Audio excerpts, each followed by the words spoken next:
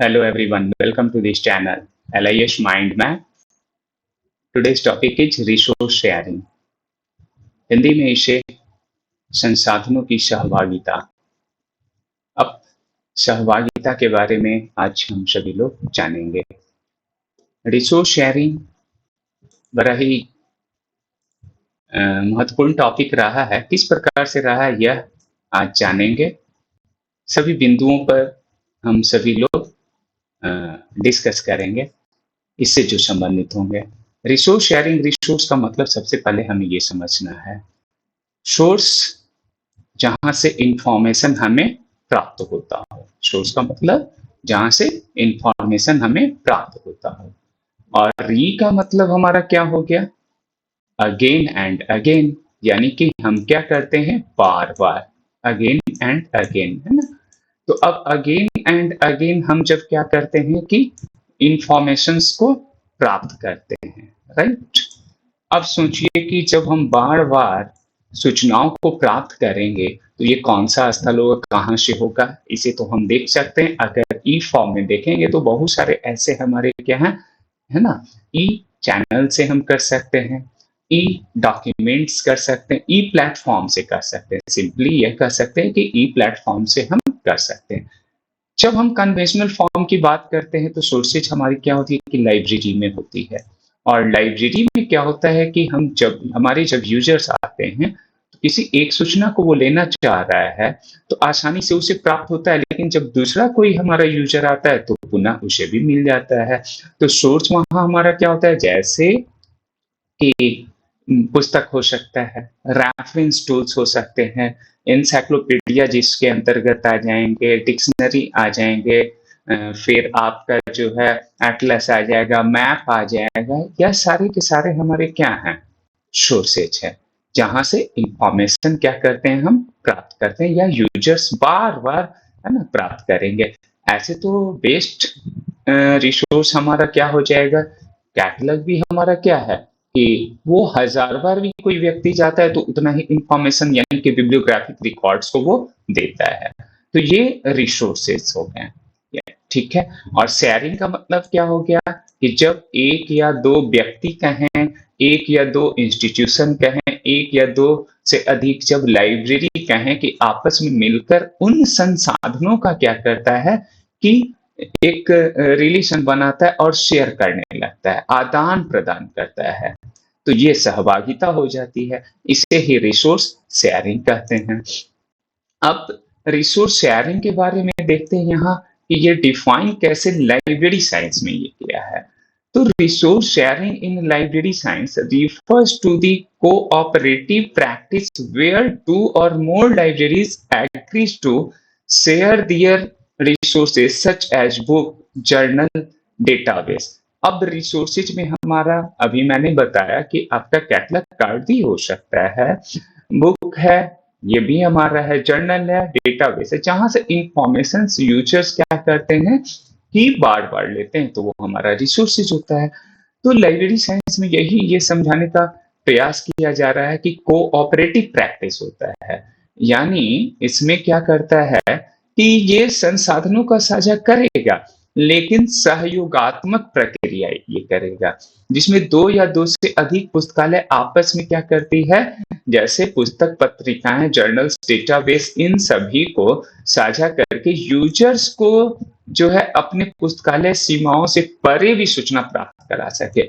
यानी कि हम अपने क्षेत्र, हमारी जो लाइब्रेरी में जो प्रलेख बनी है, उन प्रलेखों के अलावा भी यूजर्स को क्या होता है कि दूसरी लाइब्रेरी की जो सूचनाएं हैं, दूसरी लाइब्रेरी में जो सूचनाएं हैं या अन्य पुस्तकें हैं, मैन्युस्क्रिप्ट्स हैं, अगर ई मैन्युस्क्रिप्ट्स है तो उन सभी को वो क्या करती है कि एक लाइब्रेरी जो हमारी लाइब्रेरी में के यूजर्स हैं उसे भी अवेलेबल कराते हैं। तो इसका आधार जो होता है ना, सिद्धांत क्या है कि एकल पुस्तकालय पूरी तरह से आत्मनिर्भर नहीं होता है। इट मीन्स कि based on the principle that no single library can be completed self sufficient।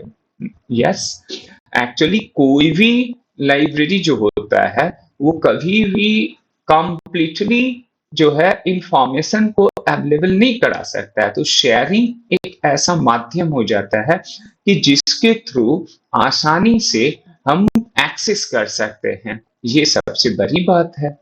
अब शेयरिंग करते हैं तो इसमें देखें कि इसका मूल उद्देश्य क्या है।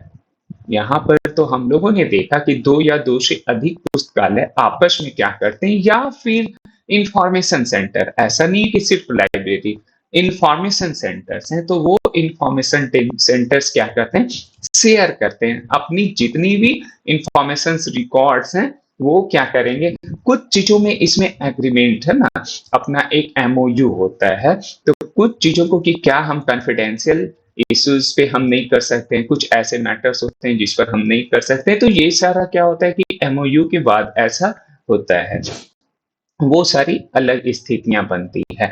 लेकिन जो रिसोर्सेज हैं, सोर्सेज हैं हमारे पास, उसे शेयर करते हैं। ऐसे में अब इसके ऑब्जेक्टिव को देखें, आखिर रिसोर्स शेयरिंग का उद्देश्य क्या है।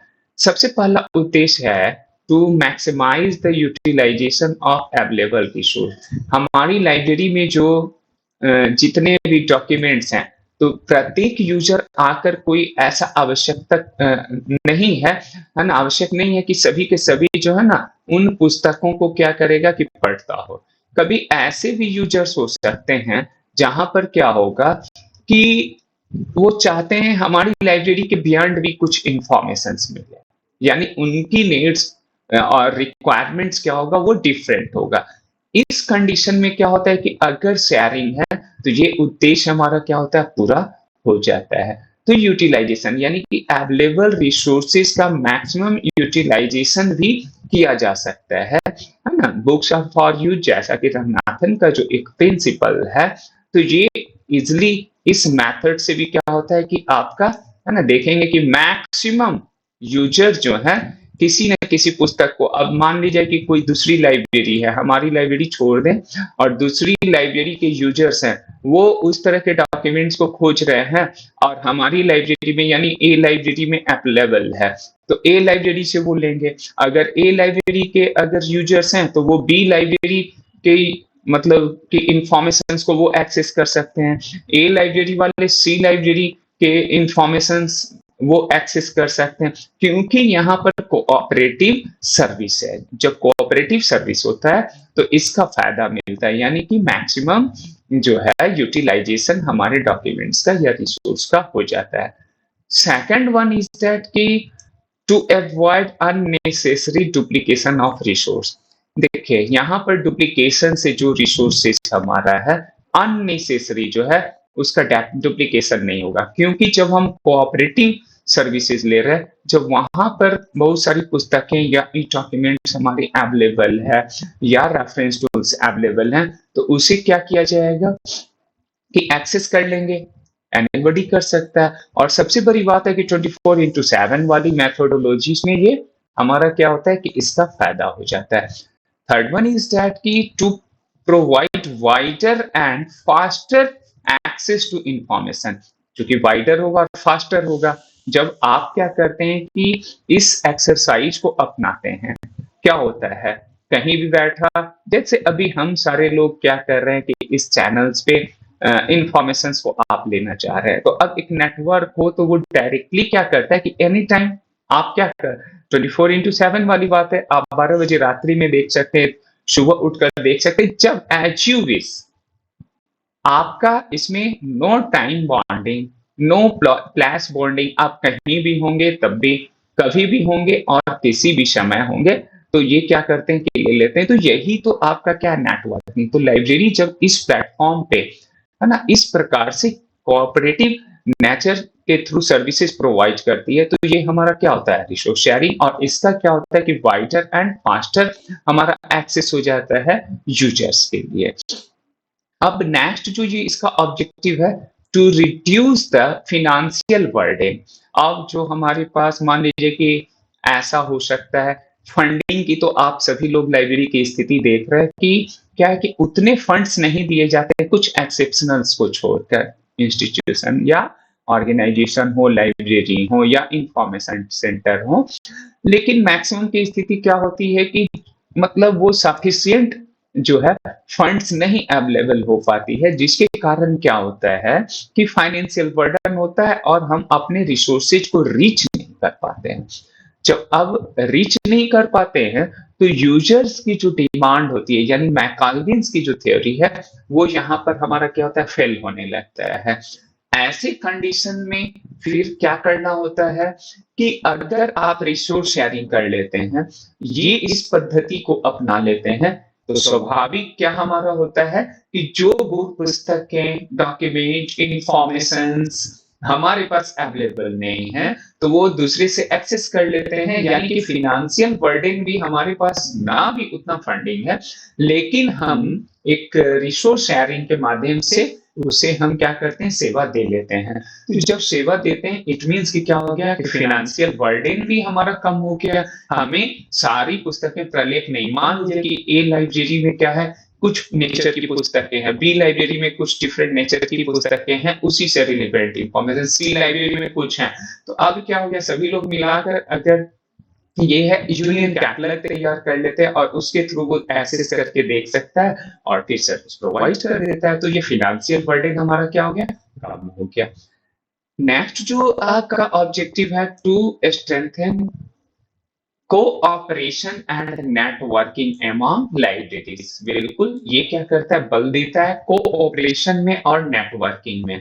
स्वाभाविक है, जब नेटवर्किंग बना है तो ये स्ट्रेंथ तो मिलेगा ही, उसे बल मिलेगा ही, और वो एक क्या करेगा कि इस ट्रेंड्स को वो धीरे धीरे एक ग्लोबलाइजेशन की तरफ, और आज ग्लोबलाइजेशन के परिवेश में हम लोग पहुंच चुके हैं, उस इरा में हम लोग हैं। तो ये क्या हो गया कि इसे, इसका जो फायदा मिल रहा है यूजर्स को, उस इंस्टीट्यूशंस को भी, और नेटवर्किंग भी हमारा क्या हो रहा है कि स्ट्रांग होता चला जा रहा है, ट्रांसपेरेंसी हमारा होता चला जा रहा है।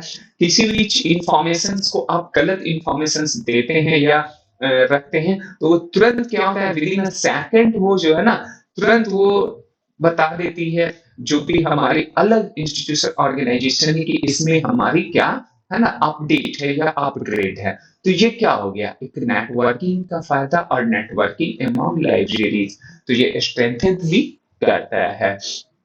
आगे की बात करें अगर हम लोग, तो इसके फॉर्म को देखें, स्वरूप को देखें, यानी कि संसाधनों की सहभागिता जो है, ये रिसोर्स शेयरिंग का फॉर्म क्या है। सबसे पहला तो ये देखें कि हम इसमें जो ऑर्गेनाइजेशन होता है, कोई भी इंफॉर्मेशन सेंटर या फिर लाइब्रेरी जो होती है, वो क्या करती है, इंटर लाइब्रेरी लोन के माध्यम से शेयरिंग करती है। तो ये पहला स्वरूप है। इंटर लाइब्रेरी लोन में क्या करते हैं, borrowing, lending books and documents between libraries, यानी एक लाइब्रेरी दूसरे लाइब्रेरी से क्या करती है कि ऋण लेती है, और ऋण लेकर तब फिर वो क्या करती है कि सेवाओं को प्रदान करती है। तो ये हमारा इंटर लोन लाइब्रेरी, इन सभी पर भी, ILL पर भी हम लोग बात करेंगे विशेष रूप से। ना, दूसरा जो फॉर्म ऑफ रिसोर्स शेयरिंग है, यूनियन कैटलॉग। अब यूनियन कैटलॉग हमारा क्या होता है, यूनियन का मतलब हमारा संघीय, यानी कि 3, 4, 5 मोर देन 2 लाइब्रेरीज आपस में मिलकर बिब्लियोग्राफिक रिकॉर्ड्स जो होते हैं, यानी कैटलॉग जो होते हैं, उसका वो क्या करती है, एक यूनियन बना देती है, संघीय रूप से बनाती है, कंबाइन करती है कैटलॉग को, और उसमें बिब्लियोग्राफिक डेटा हमारा क्या होता है, या इंफॉर्मेशन अवेलेबल होता है। कैटलॉग को हम लोग सिंपली क्या कहते हैं, बिब्लियोग्राफिक रिकॉर्ड्स इसमें होता है। तो ये हमारा क्या होता है कि बड़ा अच्छा एक रेफरेंस टूल्स भी होता है ना। ये हमेशा हम क्या करते हैं, इसी से इंफॉर्मेशन एक्सेस करते हैं। जब यूनियन कैटलॉग हमारा बन गया, यानी जो भी, जितनी भी लाइब्रेरी एक प्लेटफॉर्म पे जुड़ी है ना, जो भी हो 10, 20 हजार, 2000 लाइब्रेरी, अगर अभी आगे उस पर भी बात करेंगे, तो जो लाइब्रेरियां क्या कर रही है कि इस पर जुड़ी है, तो वो हमारा क्या करता है कि कैटलॉग को भी वो एक साथ साइमल्टेनियस, एक साथ एक प्लेटफॉर्म पे रखता है। A library, B library, C library, D and so on libraries क्या करती है कि एक साथ कैटलॉग को वो उस प्लेटफॉर्म पे रखती है, यानी मैं अभी किसी भी लाइब्रेरी को एक्सेस कर सकता हूँ यहाँ बैठा, किसी भी एक है ना प्लेस पर, और एक्सेस करने के बाद देख लेंगे कि ए लाइब्रेरी में कौन कौन सी प्रलेखें हैं, बी लाइब्रेरी में कौन कौन सी प्रलेखे हैं, यानी कैटलॉग बिब्लियोग्राफी रिकॉर्ड, उसके अकॉर्डिंग हम फिर क्या करते हैं, बुक को हम एक्सेस कर लेते हैं। तो ये सेवरल लाइब्रेरीज क्या रहता है, ये इस प्रकार से करता है। तो यूनियन कैटलॉग के फॉर्म से भी हम सर्विसेज प्रोवाइड करते हैं। Library consortia very popular terms, और ये आप देख रहे हैं कि लगातार प्रश्न भी पूछे जा रहे हैं प्रत्येक कंपटीशन में। अब यहाँ पर ग्रुप ऑफ लाइब्रेरी ज्वाइंटली क्या करता है कि सब्सक्राइबिंग टू कॉस्टली रिसोर्सेज, इसमें क्या करता है कि सब्सक्राइब करता है। सब्सक्रिप्शंस क्या होता है कि पहले हम पेज करते हैं और हम उसके मेंबर बन जाते हैं। इसमें पीरियोडिसिटी होती है 1 ईयर 2 ईयर, या फिर कर सकते हैं कि लाइफ टाइम के लिए।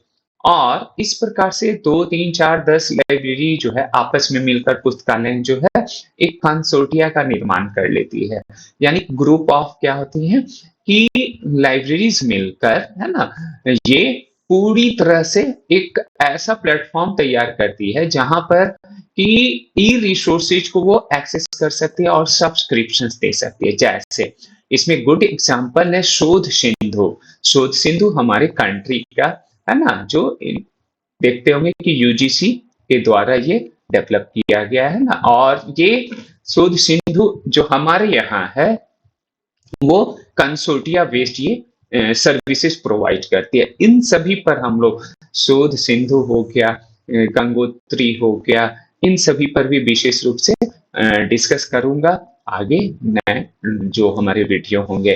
फिलहाल इस पर मैं फोकस रहता हूं ताकि बड़ा ना हो जाए वीडियो, ठीक है। नेक्स्ट हम लोग देख रहे हैं कि फॉर्म ऑफ रिसोर्स शेयरिंग। तो अब कौन सा फॉर्म होगा, ये तो 3 हम लोगों ने देखा।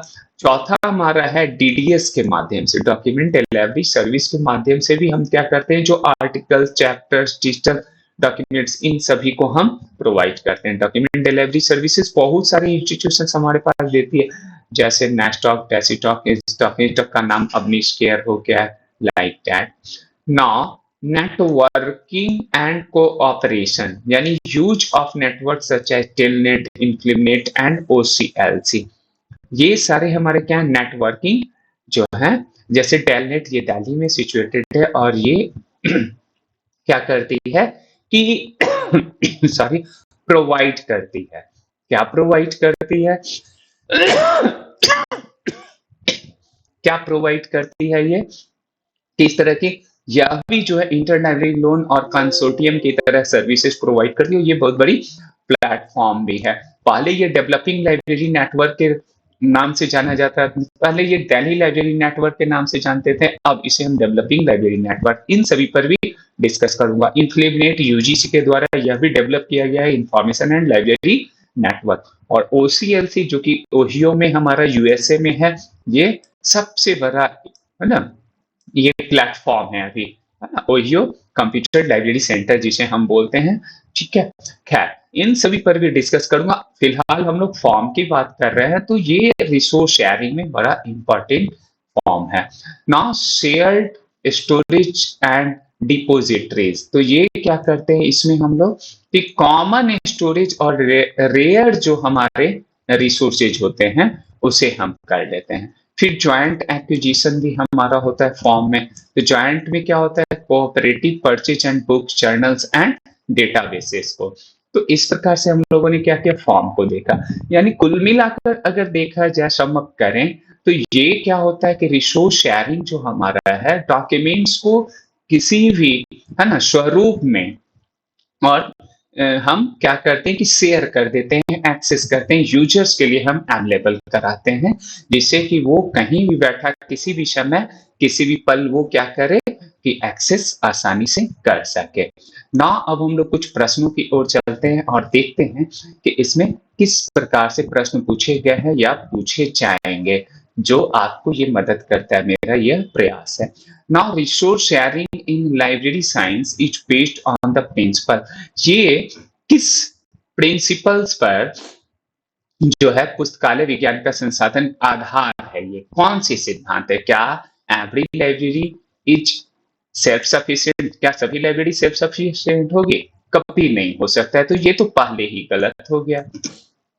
No single library can be self sufficient, absolutely right, यही तो दिख रहा है। तो ये हमारा पहला, no single library can be self sufficient, तो this one is the right answer. Now the most common form of resource sharing is, सबसे कॉमन कौन सा है? तो वो हमारा कौन सा है? इंटर लाइब्रेरी लोन जो है बड़ा ही कॉमन है। ना तीसरा, DELNET is mainly related, DELNET जो है किससे रिलेटेड है?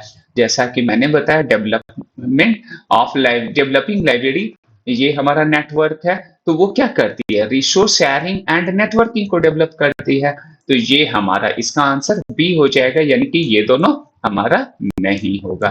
नेक्स्ट क्वेश्चन की ओर चलते हैं और देखते हैं हम सभी लोग कि चौथा जो प्रश्न है, union catalogue is useful for, union catalogue जो है कैसे यूजफुल है हमारे लिए, है ना? तो ये देखिए यहाँ पर कैटलॉग और उपयोगी है, कैसे होगा ये? क्या preserving books? No. Circulation books? No. Knowing available resources in libraries, यानी यूनियन कैटलॉग में हम क्या करते हैं? बिब्लियोग्राफिक रिकॉर्ड्स शेयर करते हैं और हम उस बिब्लियोग्राफिक रिकॉर्ड्स के अकॉर्डिंग हम देख लेते हैं कि रिसोर्सेज कहाँ अवेलेबल है और नहीं है। सर्चिंग टूल्स है ये हमारा। शोध सिंधु इज ए, शोध सिंधु आखिर है क्या? ये हमारा, तो ये एक कंसोर्टियम है। वेरी सिंपल, बड़ा अच्छा क्वेश्चन भी है, पूछा भी गया है, बार बार पूछता है। इनफ्लिनेट स्टैंड्स फॉर, यानी इसका जो पूरा ये है फुल फॉर्म क्या है?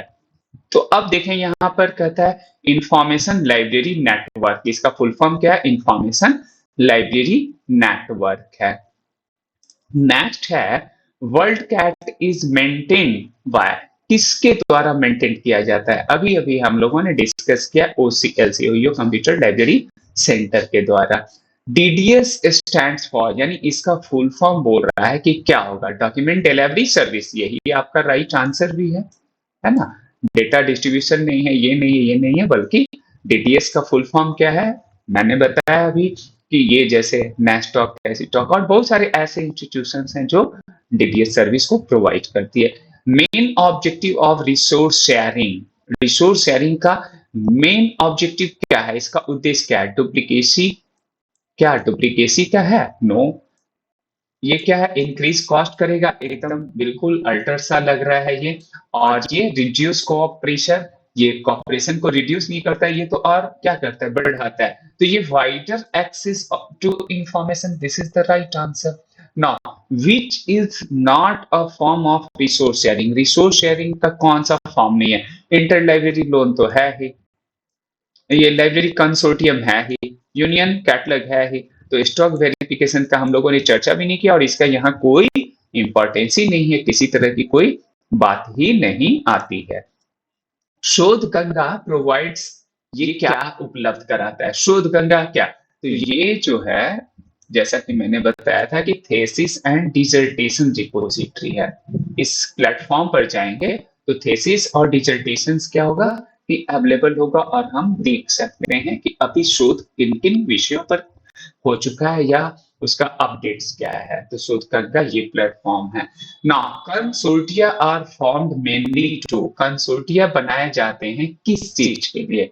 तो ये क्या होता है कंसोर्टिया? परचेज कॉस्टली ई रिसोर्सेज कलेक्टिवली, ये बनाए जाते हैं। Which of the following is an Indian library network? Indian library network देखिए ऐसे भी, ये क्या है? दिल्ली में डेवलपिंग लाइब्रेरी नेटवर्क, या फिर हम लोग इसको है ना दिल्ली लाइब्रेरी नेटवर्क भी हम कहते रहे हैं। तो दिल्ली लाइब्रेरी नेटवर्क जो है वो तो पहले था, लेकिन अभी वर्तमान में हमारा क्या हो गया? ये चूंकि वर्ल्ड वाइड भी ये सर्विस दे रही है और इंडिया के द्वारा ये है ना सर्विसेज देती है इंडिया में, है ना? इंडिया की जो वर्ल्ड वाइड देती है, तो ये हमारा क्या कहलाएगा?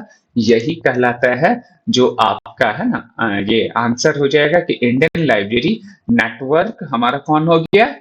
ये तो डेलनेट। और किसी को देखें तो लाइब्रेरी ऑफ कांग्रेस हमारे कंट्री में नहीं, हमारे कंट्री का डेवलपमेंट नहीं है। ओसीएलसी ओहियो का है, यूनेस्को का तो आप जानते हैं कि यूनाइटेड नेशन का है ना? तो ये आपका नहीं है। चलिए खैर, आगे नेक्स्ट हम लोग चलते हैं। रिसोर्स शेयरिंग रिड्यूसेस, ये क्या रिड्यूस करेगा?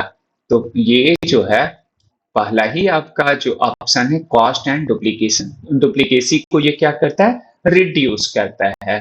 ठीक है, यह हो गया। नेक्स्ट जो क्वेश्चन है कि विच सर्विस सप्लाइज फोटो कॉपीज और डिजिटल कॉपीज ऑफ डॉक्यूमेंट, तो डॉक्यूमेंट डिलीवरी सर्विस, ये डीडीएस सर्विस जो है वो क्या करती है, फोटो कॉपी या हूबहू जो आप पुस्तक की चाहेंगे ना, जैसा या जो प्रलेख के स्वरूप में आप चाहेंगे इंफॉर्मेशन को, तो वो अवेलेबल कराएगी। नेक्स्ट है कि ओसीएलसी इज हेड क्वार्टर, मुख्यालय इसका कहाँ है, तो इसका हेड क्वार्टर ओसीएलसी का यूएसए ओहियो में है, और ओहियो कहाँ है, यूएसए में, तो ये हो गया यूनाइटेड स्टेट ऑफ अमेरिका, इसका बिल्कुल सही जवाब। Now which of the following supports resource sharing in Indian universities, ये इंडियन यूनिवर्सिटीज को कौन सपोर्ट करता है, इंप्लीमेंट करता है, ठीक है, जो अहमदाबाद में इसका मुख्यालय है। रिसोर्स शेयरिंग प्रमोट्स, साझा ये जो करना किसे प्रोत्साहित करता है, तो ये कोऑपरेशन एंड नेटवर्किंग को करेगा, बड़ा ही सिंपल है। The main advantage of resource sharing is, resource sharing का मेन एडवांटेज क्या है, इसका मुख्य एडवांटेज है ना, कि सॉरी ये कह रहा है डिसएडवांटेज, अगर एडवांटेज का था तो तीन, access to information, cost reduction और वाइडर, लेकिन ये क्वेश्चन हमें देखिए यहाँ पर क्या कर रहा है ना, इस तरह से ये कंफ्यूज करके हमें वो गलत करवा सकता है, तो ये कर रहा है डिसएडवांटेज नॉट एडवांटेज। डिसएडवांटेज इसका क्या है, तो डिसएडवांटेज में क्या हो गया कि कॉपीराइट एंड लाइसेंसिंग इशू होता है, अब विदाउट है ना कॉपीराइट परमिशन के, ऑथर के परमिशन या जो हमारे पब्लिशर होते हैं उसके परमिशंस के, और लाइसेंसिंग इश्यूज हमारे होते हैं कि आप नहीं किसी भी प्रलेख की इंफॉर्मेशन को आप प्रोवाइड कर सकते हैं या दे सकते हैं। सपोज दैट कि मैंने किसी पुस्तक को लिखी, लाइब्रेरी साइंस की मेरी भी लिखी हुई है, देन क्या होगा कि विदाउट परमिशन उसके कंटेंट्स को नहीं लिया जा सकता, व्हाई, बिकॉज कॉपीराइट उसमें है। तो ये क्या हो गया हमारा कि कॉपीराइट एंड लाइसेंसिंग की परमिशन की बात करता है, राइट, तो ये भी एक है। Now which is an example of share digital repositories in libraries, Bharat में साझा डिजिटल रिपोजिटरी का उदाहरण कौन सा है। अब ये भारत की बात कर रहा है तो ओसीएलसी बाहर, वर्ल्ड कैट बाहर, मार्क है ना 21 बाहर, जो कि लाइब्रेरी ऑफ कांग्रेस का, ये क्या हो गया, तो शोध Ganga is the right answer. तो आज हम लोगों ने क्या किया कि इस प्रकार से अभ्यास भी कर लिया, तो थैंक यू सो मच कि आपने वॉच किया, और फिर नेक्स्ट वीडियो के साथ मिलता हूँ वंस अगेन, थैंक यू।